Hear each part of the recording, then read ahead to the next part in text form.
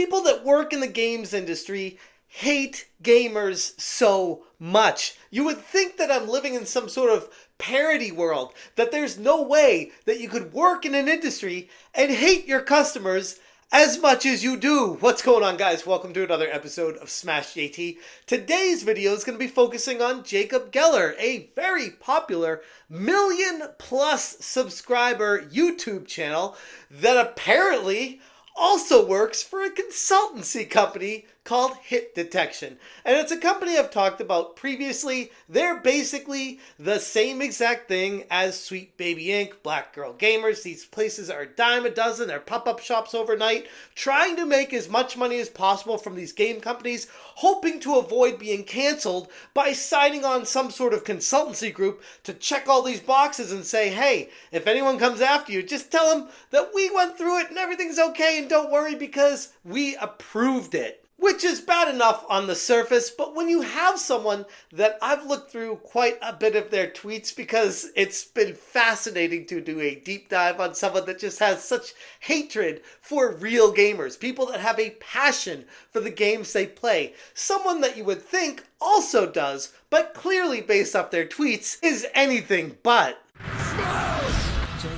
Hit that subscribe, give me a like, and check out SmashJT.com for the full article breaking down not just the situation behind Hit Detection, but also Jacob Geller and these ridiculous tweets. Jacob first showed up on my radar when he announced on Twitter, surprise, I'm consulting on the Silent Hill 2 remake. I had a really great experience working with the team. Because of this, I won't really be talking about the game publicly. Have fun figuring out your own takes, which is a very backhanded, narcissistic view of the community when you're just like, you know the feeling and the sentiment with honest, real gamers out there and how we feel about these consultancy companies and how they're basically creating Gamergate II themselves. Actually, you could say Sweet Baby Inc. and Chris Kindred did create Gamergate II, and the way you're talking so backhandedly about it, so flippantly, like it's not a big deal and it's cool, and anyone that's against you, they're the problems because they don't understand that consultancy groups are somehow good for gaming. On the surface, bad enough, but his past posts have raised even more eyebrows for his disdain towards the very community that he is now working with. This is a very large YouTube creator with over 1 million subscribers, and checking through his Twitter, he comes across as just a very woke, narcissistic, I'm better than you, talking down to everyone type attitude, and it always makes me wonder how people like this even get attention in the first place. So I watched some of his videos and I'm like, he's a video essay guy. All right. I mean, they're decent, not terrible quality. They're okay. And he keeps his wokeness away from the videos and he just talks about the games themselves and his passion for them. Which is wild because I'm like, okay, so he is a gamer and he does have a passion for these games, apparently. Why does he hate gamers so much? In 2019, Geller responded to a post from Compulsion Games writer Bijan Stefan, who was asking for the dumbest idea that would still make the world better. Geller replied in a quote tweet bluntly stating, "No gamers."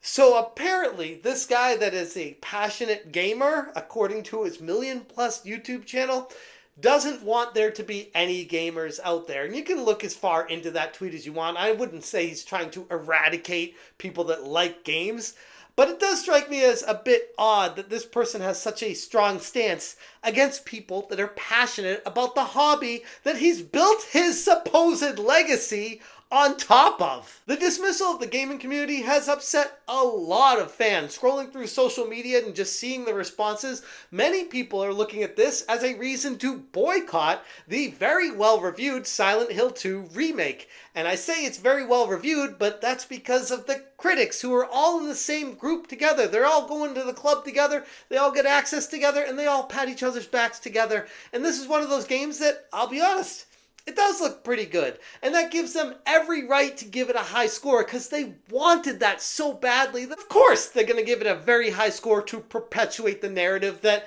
you can have a consultancy group and have a great game come out of it. Look, we know these people and we're giving it a great score, so that's how you know it's a great game. No problems here. Remember when Ubisoft put out their Assassin's Creed apology lasting 4 pages, apologizing to the gamers and how they basically run Japanese history and feudal Japan through the mud? Joshua Rivera on Twitter said, "Embarrassing they even have to do this. Even by gamer standards, the culture war over this game is brain dead."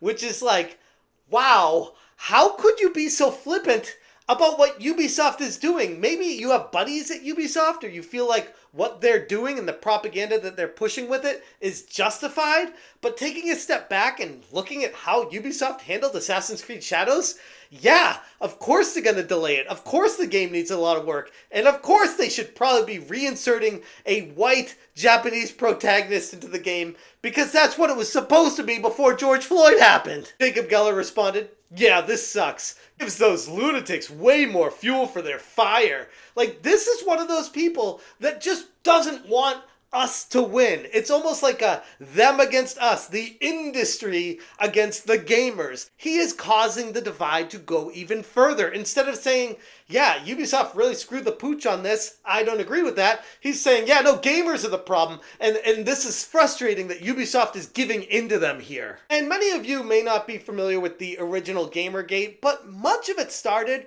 from the backroom deals that were started with game reviewers and people that were working in the industry trading good reviews for money or favors or something along the lines, getting trips, wined and dined, whatever you call it. There were a lot of backroom deals in the industry that gamers were bringing to the forefront and being very frustrated about. And then you'd think, oh, that was what Gamergate was all about, even though people try to change the narrative about what it was. Now we fast forward to now, Gamergate II, as some are calling it. Most would say Gamergate never even ended in the first place, where we have someone like Nick Calandra being exposed from Frost Riviera saying, no, this guy was taking all these favors in exchange for giving good reviews or bumping scores up for games. Like, literally, was just happening. Proof right there. Saying they forced him into a meeting to assert ownership under false pretenses and that he offered them jobs when he sold the brand, and they turned him down. If you run that, then I will do what I need to do. Well, sure. See, this is what I'm talking about. Yeah. You would think that's a big breaking story, and it was. A lot of people talked about it. What does Jacob have to say about this? I still occasionally have people tell me that game critics are paid by publishers for good reviews, and it's just like, do you know how huge it'd be to break that story, to be the site that reveals the cash payouts everyone is taking and no one has spilled the beans? Actually, there's a lot of people spilling the beans. There's a lot of people talking about it. This is getting exposed out there everywhere. And it's just kind of like, yeah, everyone expected that to be the case. And it's not really breaking the news like everyone thought it would, because it's kind of like an understood thing. Unfortunately, it's been happening forever. Or diving back into 2013 when he said maybe there'd be more girl gamers if guy gamers didn't act so incredibly unlikable. No, that's not why girl gamers don't game. Like, my wife enjoys Dr. Mario and puzzle games, and she'll play Candy Crush till the cows come home. That's what girl gamers do. They like to play mobile phone games for the vast majority. Sure, you'll get your Vara Darks out there that will play Dark Souls and all these other big time games, but the average girl gamer out there does not care about that experience. It's just not in their DNA, and that's perfectly fine. As much as these game companies try to inject that into them, it's just not meant to be, and that's okay. The games are there for whoever wants to play them. And of course, we have him replying to, of all outlets, Kotaku, where Kotaku posted, NPR is very worried that gaming is going to turn kids into Nazis. And Jacob replied, I totally understand the defensive response to our medium, but it's not at all inaccurate to say that the far-right groups are trying to recruit gamers. Much of today's alt-right grew out of Gamergate, with asterisks in it, oh my god, and its sympathizers and organizers like Bannon and Milo preyed on those groups. Like, to think that because of the original Gamergate, is why there are alt-right gamers out there is ridiculous enough in the first place. But this is a way of like just throwing a blanket over a situation and being like, oh, the people I disagree with, they're alt-right Nazis. And it goes on and on and on. His Twitter feed is actually fairly interesting just going through it and seeing his takes and just how ridiculous they really are. But this is one of those people that just strikes me as a Kotaku journalist, you know, one of those people that just has their worldview. And if people don't agree with them, everyone else needs to be ended because they're the worst people in the world. Instead of trying to have a conversation, it's his way or the highway. Or at least that's what I got out of going through his Twitter. I felt like this is a very frustrating type of person to even deal with in the first place. And it's hired, of course, from a consultancy company like Hit Detection to work on Silent Hill 2, a game that could have been great, but unfortunately, I don't have any interest in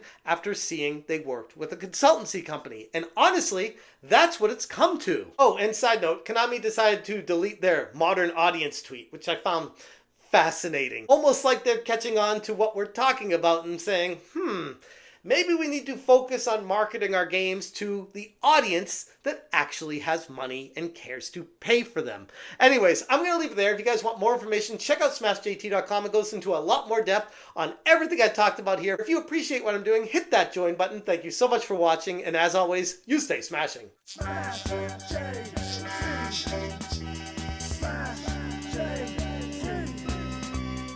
Smash